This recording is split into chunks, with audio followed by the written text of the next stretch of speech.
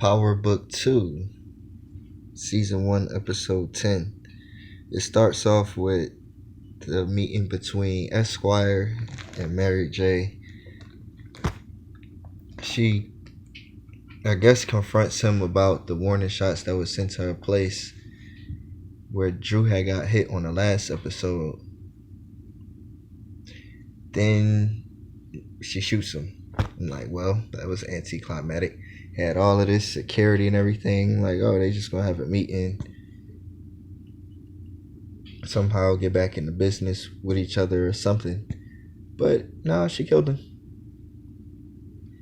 Then Tariq was supposed to be testifying in court this episode, and the last time I had remembered him saying that he was going to testify and say he did everything, which I knew that was going to blow over because they usually do that.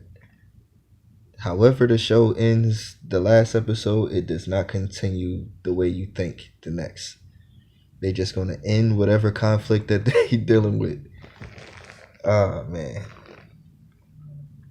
But, so it starts off with, I guess Sax brought Tariq to the stand, and all of the questions starts misfiring because Tariq starts going in on how he got the information in the first place, in which I think I said the last review, I was like, yeah, the way he got the information, of course, is going to be up for debate because he got all of it illegally.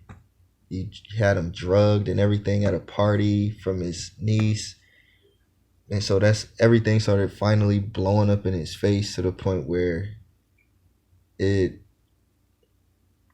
wasn't a mistrial. It was the whole thing where the DNC, the Democratic National Convention, they got in on it, and so they like, well, look, you gonna walk, everybody gonna be safe, or I can hit you with a murder charge again, and you basically fight your way through it again, but it's already failing.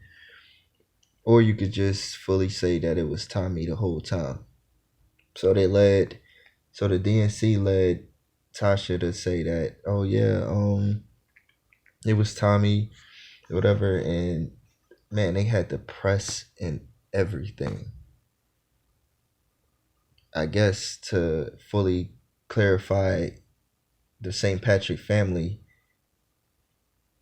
but also it was a thing for Davis because it looks good on him. Oh yeah, African American. He had justice in this country, and now she got to go in with witness protection. So of course, I mean, Tommy is after them now. He came back. He had his mom's blue GT Mustang, and he shot up Monet's place when Tasha was in it. Somehow he followed her. I mean, for one thing, the news is going to travel fast. But my thing is, I thought he was in LA. I thought when he left the show the last time, he went to LA. So I don't know how he would have got there that fast. But then again, on this show, it'd be days that go past, and you can't really tell how long things transpired. So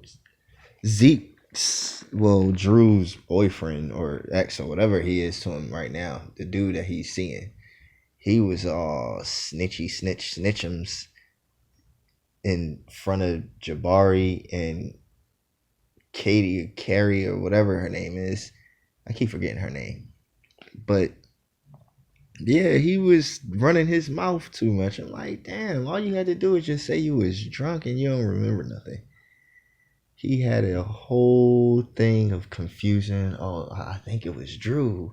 But no, it wasn't Drew. I think Zeke had slapped the gun. And Carrie was trying her best to stir him away from answering the questions correctly because Jabari all extra on it because of the little book he writing. I was talking about that the last review too. Yeah, he's stuck on writing this book, so he's doing everything he can to not only help out with the case, but he want to find a conclusion to it. You're gonna get more into that about Jabari later. Jeez Louise. So once again, I said the last time how a breakdown of Tasha's ability to reach the woman's heart that's in power. Whatever woman or female that's in power on this show, she's been able to talk with them on that level, on a motherly level, on just being a woman, and it works every time. She even got Monet be like, all right, you gotta let him go, and yeah, Monet was agreeing that she would always Tariq would always pick his mom, even though she was at the same time trying to say it's too late. Basically, too far gone into it. And but yeah, and that's when Tommy had shot up the place. Then, so now Riley shows up again, and she's all trying to convince Braden about the whole reason why she's not that bad, and I shouldn't trust him, and all this crazy stuff. Tariq had a lot of development in this episode. Kane went to visit Drew at the hospital. Didn't go well. Of course, Drew shutting them out because they don't really fully understand what happened and how everything happened. They still blaming Kane for really everything, which mostly it is Kane's fault. I mean, when you look at it, I mean, everything that just transpired mostly came from Kane. Now, this episode they didn't have 2-Bit in there. Don't know what was going on with him. But that would have been an interesting meetup with Tommy once he was revealed in this episode. It was crazy how they revealed him. All you just seen was the blue Mustang pulling off. I thought it was Monet people hitting her up again because of what happened with Rico. But then you seen the blue Mustang pull off. I'm like, all right, okay. He came out like the Punisher. He came down the stairs. I'm like, yo, why is he dressed like this? This is his I'm about to go kill you outfit. See, wear this every time. I'm like, all right. So they clearly tried to make him a rendition of the Punisher. And it's like the Punisher if he was connected to the actual mob. Man.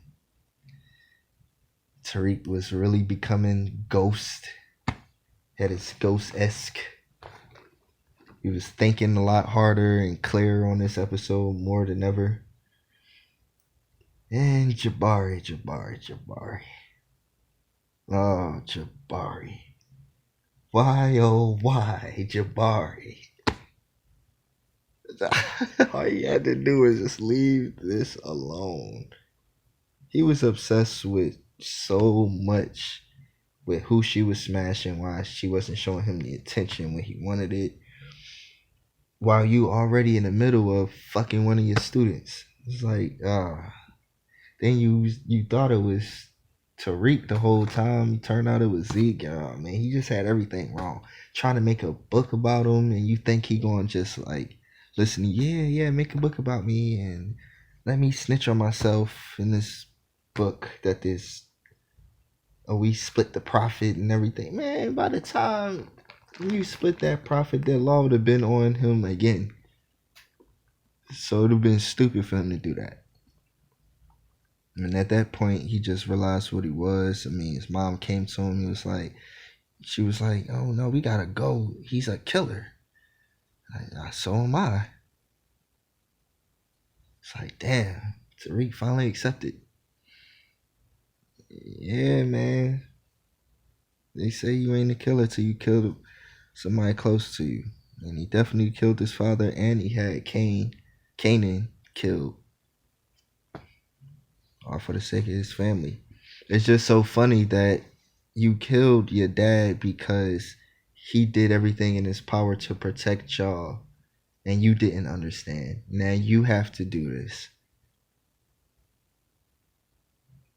That's the biggest ironic lesson almost ever seen on a TV show. It's like, yeah, you did this because you didn't feel like going through one little consequence that he could have helped you out from. Now you got to deal with all of the stuff he had to deal with, plus your school, plus you still really won't be able to get your money. Now you got Jabari on you. Hopefully all of this ties in. Hopefully Kane and everybody just, hopefully all of this ties in. Hopefully they don't just let it go and let that be the complete end of this chapter. But anyway, so Tommy supposedly faked his death, but then he still went after Tasha anyway. Like, what's the point of going after Tasha if you faked your death and that was supposed to be the plan where everybody wins? They counted you as faking your death. Saxe is getting let go of in the office as we speak, but then he's supposed to be working with Davis. Whatever. Saxe finally had sex. I'm like, damn, he finally got a love interest after 30 seasons. He finally gets some. Like, good for him. Now you gotta go work for somebody you didn't like again. Because he's so thirsty to have something. He always end up working for somebody regardless. Man. Saxe is like the cop version of Dre from the first show. He never was a boss. He always was working for other bosses. Never found his own way. He always was dependent on somebody to give him a job, just like Dre. He always wanted to be like Ghost, or in this case, he wanted to be like, Saxe wanted to be like Angela, because she was getting everything quicker and better than what he ever had. And Dre was trying to be like Ghost so much he ended up getting fried. And metaphorically, Saxe got fried for his own case and obsession with Ghost. Lost everything in the flames, just like being burned in the flames. So yeah, you're the cop version of Dre. What an idiot. Now you gotta go back work for somebody again. Still obsessing over cases. Now what you gonna be? You gonna be a lawyer again? Well, I make more money now. It's like, oh my god, this is so pathetic. But he did survive it all. And a whole Tommy and what's the name? Tommy is like gonna be Kanan to Tariq, that what Kanan was to Ghost. That's crazy. Yeah, I'm actually becoming more excited for these episodes. It's gotten better since the first episodes. The first episodes was like, what the hell is this? It's becoming something now. It still ain't the first, the first Power, all of that series. It ain't that, but it's getting there. Anyway, I'm out of here. Thanks for watching.